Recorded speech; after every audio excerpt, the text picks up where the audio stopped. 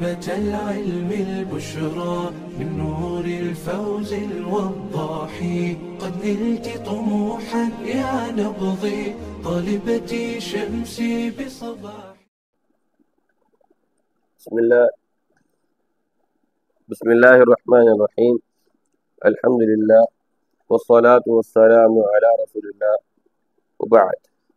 رب زدني علما رب زدني علما رب زدني علما رب اشرح لي صدري ويسر لي أمري واحلل عقدة من لساني يفقه قولي.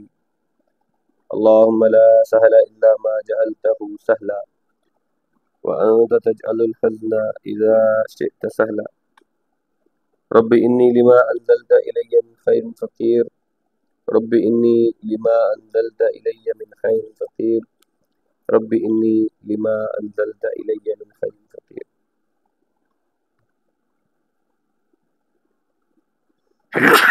الحمدللہ. اللہ وحدہ لا شریک نے ہمیں مسلمان پیدا کیا، مسلمانوں کے گھر میں پیدا کیا، ہمیں اسلام کا داعی بنایا. اب اسلام چند چیزوں کا مرکب ہے. اسلام کچھ اعمال کا نام ہے جنہیں ہم ارکان اسلام یا اسلام کی بنیادیں قرار دیتے ہیں. جیسے اللہ کے رسول صلی اللہ علیہ وسلم نے اسلام کی بنیاد قرار دیا. تو یہ بات ہم نے صحیح طرح سمجھنی ہے، کیونکہ اس کا تعلق صرف زبان سے اقرار اور دل سے تصدیق کا نام نہیں ہے. جیسے ہم نے کتاب الایمان میں یہ پڑھا کہ اللہ پر ایمان رکھنا ہے، فرشتوں پر ایمان لانا ہے، قیامت کے دن پر ایمان لانا ہے. تو ایمان کے اراکین میں اکثریت والا جو معاملہ تھا وہ کیونکہ زبان سے تصدیق، دل سے تصدیق، زبان سے اقرار اور عمل کے ساتھ اس کا اظہار تھا. لیکن جب ہم بات کریں گے ارکان اسلام کی تو وہ جو عمل ہے جس کا تعلق ایمان کے ساتھ ہے، کہ جس عمل کو کر کے ہم ایمان والے ہونا ثابت کرتے ہیں، اس عمل کا نام ہی ارکان اسلام ہے. اب وہ کیا کیا اعمال ہیں ان کے بارے میں انشاءاللہ ہم نے پڑھنا ہے.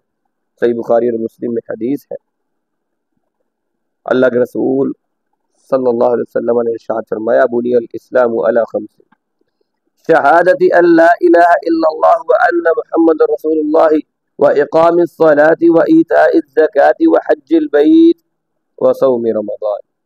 صحیح الجامع الصغیر کی 2840 نمبر حدیث ہے. اللہ کے رسول نے فرمایا اسلام کی بنیاد 5 چیزوں پر ہے. اس بات کی گواہی دینا کہ اللہ کے سوا کوئی معبود برحق نہیں ہے اور محمد رسول اللہ صلی اللہ علیہ وسلم اللہ کے رسول ہے.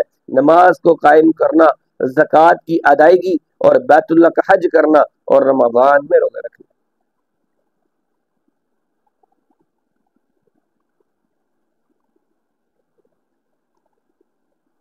یہ اسلام کی اللہ کے رسول صلی اللہ علیہ وسلم نے 5 بنیادیں ذکر فرما دی. اب ارکان کسے کہتے ہیں؟ ارکان اس کو ہم 5 پلرز آف اسلام بھی کہہ سکتے ہیں، جس پر اسلام کی یہ خوبصورت عمارت، اسلام کا یہ محل کھڑا ہے. اور جس چیز پر کوئی چیز کھڑی ہوتی ہے وہ اس چیز کا حصہ ہوتا ہے. یعنی آپ اور میں اگر ٹانگوں پر کھڑے ہیں تو یہ ٹانگیں ہمارے جسم کا حصہ ہیں. کوئی یہ نہیں کہہ سکتا کہ جی ٹانگیں تو صرف ہمارے پلر ہیں، حصہ نہیں ہے ہمارا. تو ٹانگیں کاٹ دی جائیں گی تو ہم کیا کریں گے؟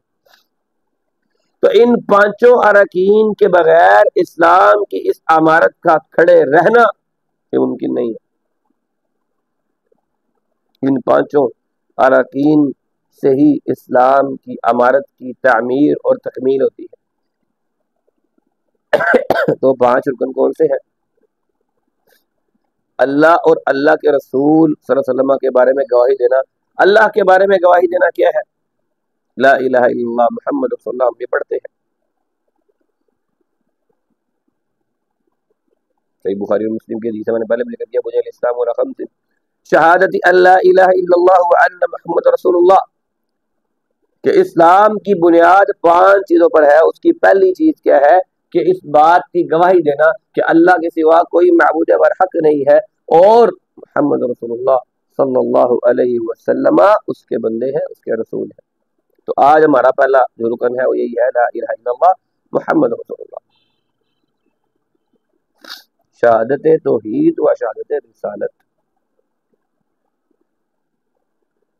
تو پہلے ہم نے لا الہ الا اللہ کا مفہوم، اس کی شرائط، اس کے تقاضے دیکھنے کہ اللہ رب العزت نے انسان کی اس کائنات کی جب تخلیق کی تو اللہ نے اس کی حکمت بیان کی، کیونکہ اللہ تعالیٰ نے کوئی چیز بھی بیکار اور عبث پیدا نہیں کی، کوئی چیز فضول اور فالتو پیدا نہیں کی۔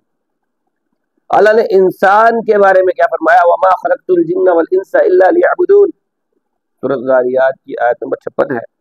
اللہ تعالیٰ فرماتے ہیں کہ میں نے نوع انسانی کو، انسان کو، یعنی انسان کی ہر ایک نسل کو، جس پر بھی یہ لفظ انسان صادر آتا ہے، وہ بچہ ہے، چھوٹا ہے، بڑا ہے، کالا ہے، گورا ہے، انگریز ہے، پنجابی ہے، پختون ہے، پشتو ہے، کوئی بھی ہے، اس کا تعلق پاکستان سے ہے، انڈیا سے ہے، ایران سے ہے، اسرائیل سے ہے، فلسطین سے ہے، کہیں سے بھی ہے، اگر وہ انسان ہے تو اللہ تعالیٰ نے اسے اپنی عبادت کے لیے پیدا کیا ہے۔ میں نے بنی نوع انسان کو، جنات کو صرف اور صرف اپنی عبادت کے لیے پیدا کیا۔ اب یہ آیت مبارکہ یہ اساس ہے، بنیاد ہے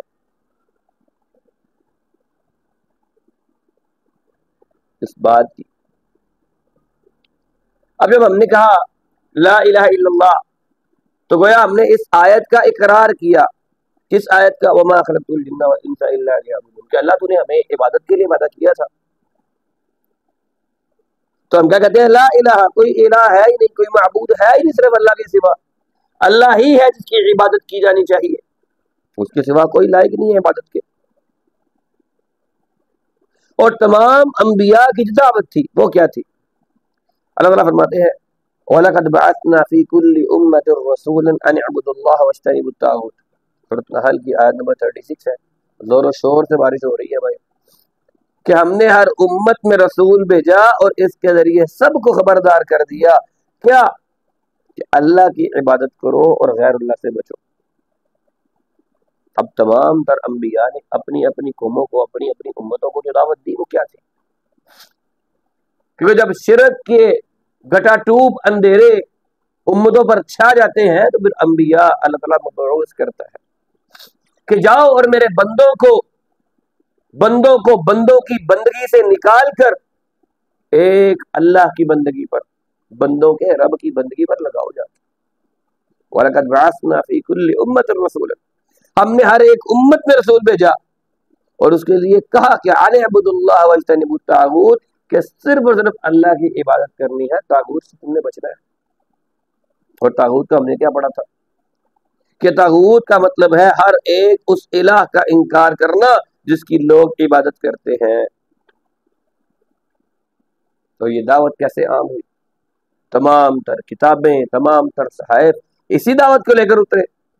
سورۃ ابراہیم کی آیت نمبر 52 میں اس بات کی گواہی اللہ تعالیٰ دیتے ہیں، ھذا بلاغ للناس ولینذروا به وليعلموا انما هو اله واحد وليذكر اولو الالباب۔ قرآن کا اصل مضمون، بنیادی مضمون، وہ انسان کو توحید پر کاربند کرنا ہے، ایک اللہ کی عبادت پر، ایک اللہ کی وحدانیت پر بندے کو کھڑا کرنا ہے اور یہ بتانا ہے، یہ سمجھانا ہے کہ اگر تم نے شرک کیا تو جہنم میں گرو گے، اگر اللہ وحدہ لا شریک کی بات نہ مانی تو جہنم میں گرو گے۔ یہ قرآن کی جو بنیادی تعلیمات ہیں وہ کیا ہے؟ اللہ ایک، اللہ وحدہ لا شریک کی عبادت پر انسان کو کاربند کرنا، یہ بتانا کہ اسی ایک اللہ نے تمہیں دنیا میں بھیجا ہے، وہ ایک اللہ اس بات کا حقدار ہے کہ وہ کل قیامت کے دن تمہیں اپنے پاس بلا کر تم سے حساب لے کے، ہاں بھائی تمہیں دنیا میں بھیجا تھا، بتاؤ کیا کر کے آئے۔ ھذا بلاغ للناس، یہ لوگوں کے لیے پیغام ہے، یہ قرآن، یہ کتابیں، یہ صحائف، یہ انبیاء کی دعوت۔ وَلِيُنذَرُوا بِهِ وَلِيَعْلَمُوا أَنَّمَا هُوَ إِلَٰهٌ وَاحِدٌ وَلِيَذَّكَّرَ أُولُو الْأَلْبَابِ، بھیجا کس لیے گیا کہ ان عوام کو، لوگوں کو خبردار کر دیا جائے تو اس حقیقت کو مان لیں، ان کو پتہ لگ جائے کہ معبود برحق صرف ایک اللہ وحدہ لا شریک کی ذات ہے، اور عقل مندی کے ساتھ لوگ ہوش میں آ جائیں، اور ہوش مند جو ہے وہ عقل مندی کے ساتھ اس بات کو سمجھ لیں۔ اب توحید کو سمجھنا اللہ تعالیٰ نے بیان کر دیا کہ یہ صرف عقل مندوں کا کام ہے، اس لیے ہم کہتے ہیں کہ مشرک جو ہوتا ہے، وہ بدعتی جو ہوتا ہے، مشرک جو ہوتا ہے وہ کم عقل اور بے وقوف ہوتا ہے۔ اگر اسے عقل ہوتی تو اس کی جبین ناز کسی اور کے در کے سامنے رکتی، جھک جاتی، وہ منتیں مرادیں کسی اور سے مانگتا؟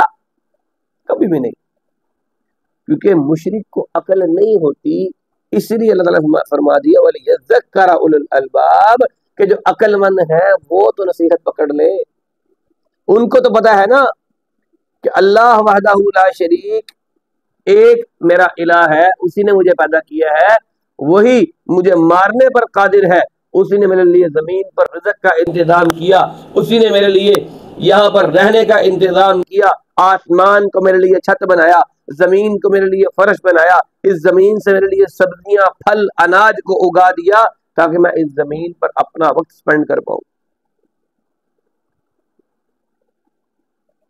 توحید ایسی چیز ہے کہ انسان پر پہلا اور آخری واجب ہے۔ علامہ ابن ابی العز رحمہ اللہ فرماتے ہیں کہ توحید کے ساتھ ہی انسان اسلام میں داخل ہوتا ہے، اور دنیا سے جاتے وقت بھی انسان کا اس بات پر یقین ضروری ہے کہ یہ پہلا اور آخری واجب ہے۔ اب اگر کوئی انسان، کوئی ہندو ہو، نماز پڑھے، روزہ رکھے، حج کرے، زکوٰۃ دے، اگرچہ ممکن نہیں ہے لیکن مثال لے لیتے ہیں، لیکن وہ لا الہ الا اللہ کا قائل نہیں ہے۔ اب لا الہ الا اللہ کا قائل نہیں ہے اور جناب وہ نمازیں پڑھ رہا ہے، روزے رکھ رہا ہے، حج کر رہا ہے، کرنا چاہتا ہے، چلیں جی زکوٰۃ دیتا ہے، اس کا فائدہ ہوگا؟ نہیں ہوگا، جب تک وہ کلمہ لا الہ الا اللہ محمد رسول اللہ اس بات پر پورا نہ اتر جائے، جب تک وہ ایک اللہ کے ایک ہونے کی گواہی نہ دے دے، جب تک وہ محمد رسول اللہ صلی اللہ علیہ وسلم کے نبی ہونے کی گواہی نہ دے دے، اس کا کیا گیا کوئی عمل مقبول نہیں۔ کیونکہ توحید، اللہ کی وحدانیت کا اقرار، یہ پہلا واجب ہے۔ جب کلمہ توحید اسلام کی اساس ہے، بنیاد ہے، اور تمام انبیاء کی دعوت ہے، تو اسی پر جزا اور سزا کا انحصار ہے۔ تو ہر کلمہ پڑھنے والے کے لیے یہ لازم ہے کہ اس کے مفہوم کو سمجھے، اس کا مطلب کیا ہے، اس کا مقصود کیا ہے، اس کا مقصد کیا ہے، اس کے تقاضوں کو حاصل کرے، آگاہی حاصل کرے اس سے، کیونکہ تمام تر عبادتوں کا انحصار اس پر ہے۔ آپ کا کیا خیال ہے؟ شرک کرنے والے کا حساب ہوگا کہ ہاں بھی تم نے شرک کیوں کیا تھا؟ بس شرک کیا ہے تو جہنم کے مہمان بنو گے، بس ٹھیک ہے۔ تو اللہ تعالیٰ نے قرآن میں اس کا حکم دیا ہے، توحید کی تعلیم کو حاصل کرنے کا اللہ نے حکم دیا ہے۔ کیا فرمایا؟ فَعْلَمْ جان لو، اچھی طرح سے سمجھ لو، پڑھ لو، اس کا علم حاصل کر لو، اَنَّهُ لَا إِلَٰهَ إِلَّا اللَّهُ کہ اللہ کے سوا کوئی معبود نہیں، یعنی توحید کا علم حاصل کرنے کے لیے اللہ وحدہ لا شریک نے حکم دیا ہے۔ تو کلمہ طیبہ لا الہ الا اللہ، یہ نفی اور اثبات دونوں کا تذکرہ اس میں، دونوں کی ضمانت ہے اس کے اندر، کہ پہلے ہم نفی کرتے ہیں دنیا کے تمام تر معبودوں کی کہ وہ برحق نہیں ہو سکتے۔ تمام کے تمام معبود جو دنیا میں معبود خیال کیے جاتے ہیں، جن کی پرستش کی جاتی ہے، صرف ہندوؤں میں 3 کروڑ 3.5 کروڑ خدا ہے۔ جب آپ لا الہ الا اللہ کہتے ہیں تو یہ لا الہ، سب سے پہلے آپ اپنے ہمسایہ ملک کی 3 کروڑ 3.5 کروڑ جو ان کے الہ ہیں ان کا آپ اقرار کرتے ہیں۔ ایک ہندو کی میں نے ویڈیو دیکھی، وہ کہتا ہے جب یہ مسلمان لا الہ الا اللہ کہتے ہیں تو ان کا لا الہ الا اللہ کا مطلب یہی ہے کہ اللہ کے سوا دنیا میں اور کوئی بھگوان ہے ہی نہیں۔ کہتا یہ تو بات ہی ہمارے خلاف ہے۔ مجھے سمجھ آئی کہ ہم سے بہت زیادہ اچھی سمجھ اس ہندو کو آئی ہے لا الہ۔ وہ خود بتا رہا تھا کہ لا الہ کا مطلب یہ ہے کہ کسی کے سامنے سر نہیں جھکا سکتے، کسی کے سامنے نماز نہیں پڑھ سکتے، کسی کو یہ لوگ پیسے نہیں دے سکتے، کسی پر چڑھاوا نہیں چڑھا سکتے. یہ ہندو کہہ رہا ہے، یہ ہندو کی بات ہے، میری بات نہیں. تو یہ کہتا ہے الا اللہ، اس نے الا کہا. کہتے ہیں یہ مسلمان کہتے ہیں الا اللہ، کہ صرف ایک اللہ، کہ اس دنیا میں کوئی بھی کچھ بھی کرنے کی جو شکتی ہے وہ صرف ایک اللہ کے پاس ہے. کہتے ہیں یہ تو بات ہی ہمارے خلاف ہے، ہم مسلمانوں کو یہاں پر رہنے کیوں دے رہے ہیں؟ وہ شیو سینا کا کوئی ممبر تھا. تو اصل میں حقیقت بھی یہی ہے کہ جب لا الہ کہتے ہیں کوئی الہ نہیں ہے، پہلے نفی کرتے ہیں اس دنیا کے تمام ان معبودان باطلہ کی. کیونکہ اللہ کے سوا تو ہر ایک وہ شخصیت جس کی عبادت کی جاتی ہے، جس کی تعظیم کی جاتی ہے، جس سے وہ اعمال جس کے سامنے دہرائے جاتے ہیں جو اللہ رب العزت کے لیے ہونے چاہیے، وہ تمام کے تمام وہ غیر الہ ہے، وہ غیر اللہ ہے. تو جب لا الہ کہتے ہیں تو ان سب کی نفی ہوتی ہے، چاہے وہ ہندوؤں کے 3 کروڑ ہو، چاہے وہ مسلمانوں کے بابے قبروں والے ہوں، یا وہ مجوسیوں کے بت کدے ہوں، کچھ بھی، سورج کی عبادت کرنے والے ہوں، چاند کی عبادت کرنے والے ہوں، ستاروں کی عبادت کرنے والے ہوں، ہم لا الہ کہہ کے کہتے ہیں کہ کوئی الہ ہے ہی نہیں اس دنیا میں. اگر کوئی الہ ہے تو وہ کون ہے؟ الا اللہ، صرف ایک اللہ. یہ اللہ تعالیٰ کے لیے الوہیت کو یہ کلمہ ثابت کرتا ہے. تو لا الہ الا اللہ کا مفہوم کیا ہوا؟ کہ اللہ کے سوا کوئی سچا معبود، اللہ کے سوا کوئی معبود برحق نہیں ہے اس پوری کائنات میں. اور یہ جو معنی ہے بالکل اللہ رب العزت کے حکم کے عین مطابق ہے. سورۃ آل عمران کی آیت ہے، آیت نمبر 18، شاہد اللہ انہ لا الہ الا ہو والملائکۃ وَأُولُو الْعِلْمِ قَائِمًا بِالْقِسْطِ لَا إِلَهَ إِلَّا هُوَ الْعَزِيزُ الْحَكِيمُ. کہ اللہ تعالیٰ نے خود اس بات کی گواہی دی ہے کہ اس کے علاوہ کوئی معبود برحق نہیں ہے. تمام فرشتے اور اہل علم بھی حق اور انصاف کے ساتھ اس بات کے گواہ ہے کہ اللہ کے سوا کوئی معبود برحق نہیں ہے، اور وہ عزیز ہے اور حکمت والا ہے. اب جب لا الہ الا اللہ کہتے ہیں تو ہم کہتے ہیں کہ اللہ ہے کون؟ اللہ کا تعارف کیا ہے؟ لفظ اللہ سے بات سمجھ کے آتی ہے. تو لفظ اللہ یہ لفظ جلالت، خالق کائنات کا اسم اعظم ہے، اللہ کا اسم ذات ہے. اور اس بات کے سبھی قائل ہیں کہ اللہ تعالیٰ کا یہ نام اللہ کی تمام تر صفات کو، اللہ کے تمام تر جو اللہ کے اسماء حسنہ ہے اس کو جامع ہے. جب ہم اللہ کہیں گے تو رحمان کوئی اس سے الگ شخصیت نہیں ہے، رحیم کوئی اس سے الگ شخصیت نہیں ہے، قادر قدیر ہونا کوئی اس سے الگ شخصیت نہیں ہے، رزاق ہونا کوئی اس سے الگ صفت نہیں ہے. اور یہ لفظ اللہ جل شانہ کسی اور کے لیے بولنا درست نہیں ہے، بالکل کسی طور پر کسی طریقے پر بھی بولنا کسی کے لیے درست نہیں، سب کے لیے حرام ہے. یہ اللہ تعالیٰ کا اسم ذات ہے اور اللہ کے سوا کسی کے لیے نہیں بولا جائے گا.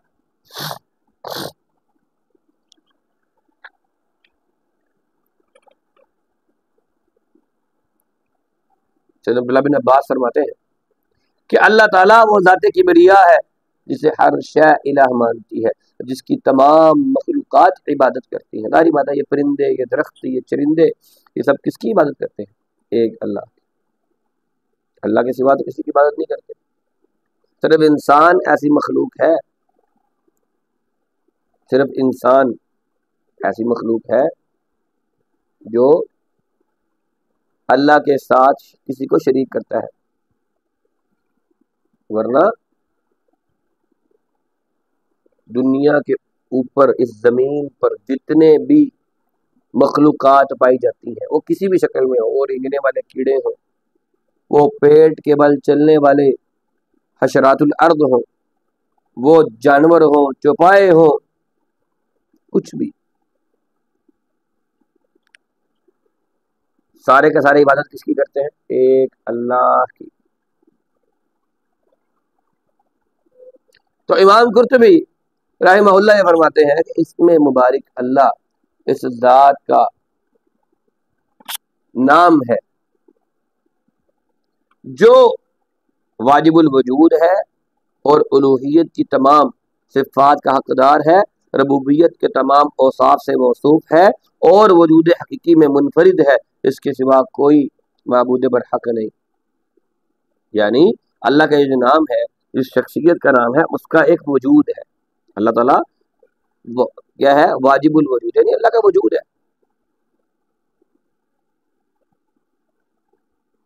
اور